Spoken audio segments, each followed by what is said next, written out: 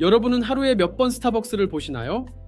길을 걷다가 회의를 하다가 혹은 공부를 하다가 우리는 너무 자연스럽게 스타벅스를 이용합니다. 그런데 이런 질문을 해본 적 있으신가요? 스타벅스라는 이름은 왜 스타벅스일까? 그리고 왜 로고가 이너일까?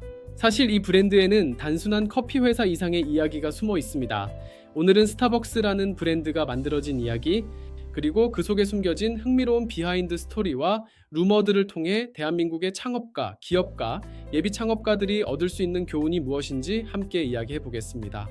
많은 사람들이 스타벅스 창업자를 하워드 슐츠라고 생각합니다. 하지만 사실 스타벅스를 처음 만든 사람은 3명의 친구였습니다. 제리 볼드윈, 고든 보커, 제브 시글. 이들은 1971년 미국 시애틀의 작은 시장 파이크 플레이스 마켓 근처에서 첫 매장을 열었습니다. 그런데 재미있는 사실이 있습니다. 지금의 스타벅스처럼 라떼나 아메리카노를 파는 카페였을까요? 아닙니다. 당시 스타벅스는 커피를 파는 카페가 아니라 커피 원두를 파는 가게였습니다. 그들은 좋은 커피 원두를 사람들에게 소개하자라는 생각으로 사업을 시작했습니다. 이 작은 원두 가게가 나중에 세계 최대 커피 브랜드가 됩니다. 이제 중요한 질문입니다. 왜 이름이 스타벅스일까요? 처음에 창업자들은 이 이름을 생각한 것이 아니었습니다. 처음 후보는 피쿼드이었습니다. 이 이름은 미국의 유명한 소설 모비딕에 나오는 고래잡이 배 이름입니다. 하지만 문제는 하나였습니다. 사람들이 이 이름을 듣고 이렇게 말했다고 합니다. 피쿼드? 이거 커피 이름 같지가 않은데? 그래서 결국 다른 이름을 찾기 시작합니다. 그러다가 같은 소설 속에서 한 캐릭터를 발견합니다. 그 이름이 바로 스타벅, 고래잡이 배의 1등 항해사 이름이었습니다. 창업자들은 이 이름을 보고 이렇게 생각했다고 합니다. 왠지 모험적인 느낌이 있다.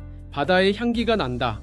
그래서 여기에 S를 하나 붙여 스타벅스라는 이름이 탄생합니다. 그러면 왜 하필 고래잡이 소설이었을까요? 여기에는 또 하나의 이유가 있습니다. 스타벅스가 시작된 도시 시애틀은 미국의 대표적인 항구 도시입니다. 그리고 커피는 역사적으로 배를 통해 세계로 운송되는 무역 상품이었습니다. 그래서 창업자들은 항해, 모험, 무역 이런 이미지를 담은 브랜드 이름을 원했습니다. 즉 스타벅스라는 이름은 단순한 커피 브랜드가 아니라 바다를 건너오는 커피 이야기를 담고 있는 이름이었습니다. 이제 두 번째 질문입니다. 스타벅스 로고에는 비밀이 있다는데 과연 무엇일까요? 스타벅스 로고를 보면 초록색 이너가 있습니다. 많은 사람들이 이렇게 생각합니다. 그냥 이너인가 보다. 하지만 사실 이 캐릭터는 그리스 신화의 사이렌입니다. 사이렌은 노래로 선원들을 유혹하는 존재입니다.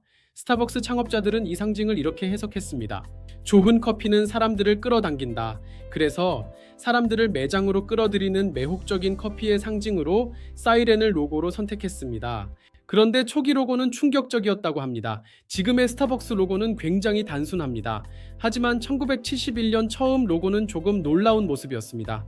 지금보다 훨씬 사실적인 두 꼬리 이너 그리고 상반신이 노출된 모습이었습니다.